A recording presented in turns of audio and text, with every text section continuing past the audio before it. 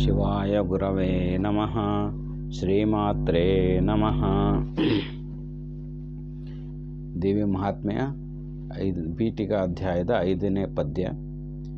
ಜ್ಞಾನ ಮಾರ್ಗವ ತಿಳಿವೆನೆಂದಡೆ ಜ್ಞಾನ ಸಿಂಧುವ ಹೇಳಿರುವೆನ.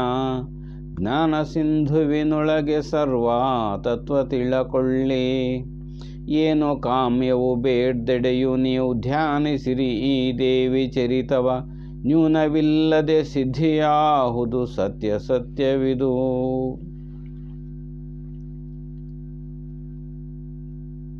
ಜ್ಞಾನ ಮಾರ್ಗ ಮತ್ತು ಭಕ್ತಿ ಮಾರ್ಗ ಎರಡು ವಿಧ ಇದ್ದಾವೆ. ಜ್ಞಾನ ಮಾರ್ಗ ಅಂದರೆ ಆ ಜ್ಞಾನ ಮಾರ್ಗದ ಸರ್ವ ತತ್ವಗಳನ್ನು ತಿಳ್ಕೊಳ್ಬೇಕಾದ್ರೆ ಜ್ಞಾನ ಸಿಂಧು ಅನ್ನುವಂಥ ಒಂದು ಗ್ರಂಥವನ್ನು ಬರೆದಿದ್ದೇನೆ. ಅದರೊಳಗೆ ಸರ್ವ ತತ್ವಗಳನ್ನು ತಿಳಿದುಕೊಳ್ಳಿ. ನಿಮಗೇನಾದರೂ ಕಾಮ್ಯಗಳು ಬಯಕೆಗಳಿದ್ದರೆ ಎಲ್ಲವೂ ನೆರವೇರಬೇಕಂದ್ರೆ ದೇವಿ ಮಹಾತ್ಮೆಯನ್ನು ಓದಿದರೆ ಎಲ್ಲವೂ ನಿಮಗೆ ದೊರೀತವೆ ಅಂತಕ್ಕಂಥದ್ದು ಇದು ಸಾಮಾನ್ಯ ಅರ್ಥ. ವಿಶೇಷ ಅರ್ಥ ಏನಿದ್ರೊಳಗಿಂದ ಜ್ಞಾನ ಮಾರ್ಗ ಅಂದರೆ ಏನು? ಜ್ಞಾನ ಮಾರ್ಗ ಅಂದರೆ ಬುದ್ಧಿಯ ಮೂಲಕ ಅಂದರೆ ಸೂಕ್ಷ್ಮವಾಗಿ ಗ್ರಹಿಸುವ ಮೂಲಕ, ಜಾಗೃತಿಯಾಗಿರ್ತಕ್ಕಂಥದ್ದು ಮೂಲಕ ನಾವು ಆ ವಿಚಾರಗಳನ್ನು ತಿಳಿದುಕೊಳ್ಳುವ ಮೂಲಕ. ತತ್ವಶಾಸ್ತ್ರ, ತತ್ವ ಅಂದರೆ ಅಂದರೆ ಅದು. ತತ್ವಮಸಿ, ತತ್ವಂ ಅಸಿ, ಅದು ನೀನಿದ್ದೀಯ ಅಂತ ತಿಳ್ಕೊಳ್ಳೋದು ಹೇಳ್ಕೊಡೋದೇ ಜ್ಞಾನ ಮಾರ್ಗ. ಇದು ಮಿಗಿಲಾದಿರ್ತಕ್ಕಂಥ ಜ್ಞಾನ ಮಾರ್ಗ. ಇದು ಬಹಳಷ್ಟು ಕಷ್ಟ. ಯಾಕಂದರೆ ಈ ಸಾಕಷ್ಟು ಸಂಸಾರ ಜೀವನದಲ್ಲಿ ಈ ಒಂದು ಬಾಹ್ಯ ಪ್ರಪಂಚಕ್ಕೆ ನಾವು ಅಂಟಿಕೊಂಡಿದ್ದು, ಈ ವ್ಯವಹಾರಗಳನ್ನೆಲ್ಲ ಇಟ್ಕೊಂಡು ಈ ದೇಹವನ್ನು ಎದುರು ಸಾಕ್ಷಿಯಾಗಿ ಇಟ್ಕೊಂಡು ನೋಡೋದು ಬಹಳ ಕಷ್ಟ. ಹಾಗಾಗಿ ಎಲ್ಲವನ್ನೂ ಸಾಕ್ಷಿಯಾಗಿ ನೋಡ್ತಕ್ಕಂಥ ಭಾವ ಯಾವಾಗ ಬರ್ತದೆ? ಜ್ಞಾನ ಮಾರ್ಗದಿಂದ ಮಾತ್ರ ಬರ್ತದೆ.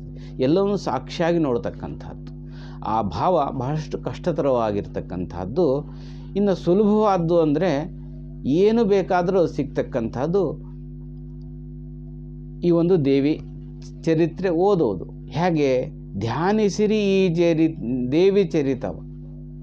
ಇಲ್ಲಿ ಓದ್ರಿ ಅಂತ ಹೇಳಿಲ್ಲ, ಧ್ಯಾನಿಸಿರಿ ಅಂತ ಹೇಳಿದ್ದಾರೆ.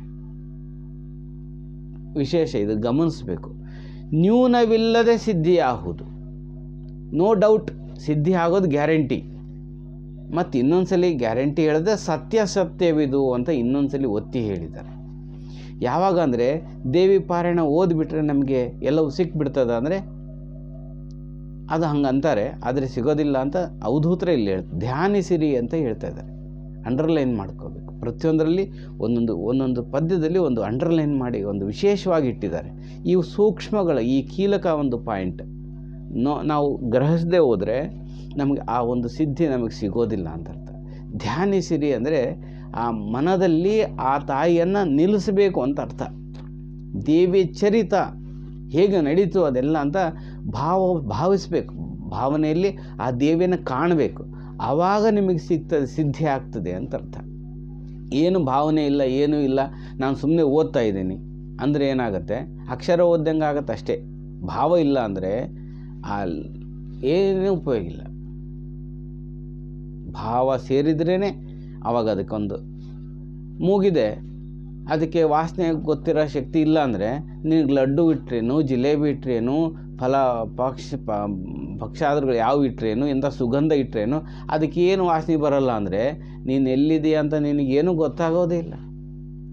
ಇದಕ್ಕೆ ಆ ಒಂದು ಜ್ಞಾನ ಇದ್ದರೆ, ಸ್ಪರ್ಶ ಜ್ಞಾನ, ಏನು ವಾಸನೆ ತಗೊಳ್ತಕ್ಕಂಥ ಜ್ಞಾನ ಇದ್ದರೆ ಮಾತ್ರ ಅದು ಗ್ರಹಣೆ ಆಗ್ತದೆ. ಕಣ್ಣು ಇಲ್ಲ, ನೋಟನ್ನು ಇಲ್ಲ, ನೋಡೋ ಶಕ್ತಿಯನ್ನು ತೆಗೆದುಕೊಂಡಿದೆ. ಕಣ್ಣು ಮುಂದೆ ಎಂಥ ಸೌಂದರ್ಯ ಇದ್ರೇನು, ಎಂಥ ಸುಂದರತೆ ಇದ್ರೇನು, ಎಂಥ ಭವ್ಯತೆ ಇದ್ರೇನು, ಏನು ಹೇಗೆ ಉಪಯೋಗ ಇಲ್ಲವೋ ಹಾಗೆ ಭಾವ ಇಲ್ಲದೆ ಓದಿದರೆ ಅದು ಏನೂ ಉಪಯೋಗ ಇಲ್ಲ ಅಂತ ಅರ್ಥ. ಇದನ್ನು ಬಹಳಷ್ಟು ಸೂಕ್ಷ್ಮವಾಗಿ ಗಮನಿಸಬೇಕು. ಈ ಒಂದು ರಹಸ್ಯ ಇದು ದೇವಿ ಮಹಾತ್ಮೆ 5ನೇ ಪದ್ಯದಲ್ಲಿರ್ತಕ್ಕಂಥದ್ದು. ವಿಶೇಷವಾಗಿ ಧ್ಯಾನಿಸಬೇಕು ಅನ್ನುವಂಥದ್ದನ್ನ ಹೇಳಿದ್ದಾರೆ.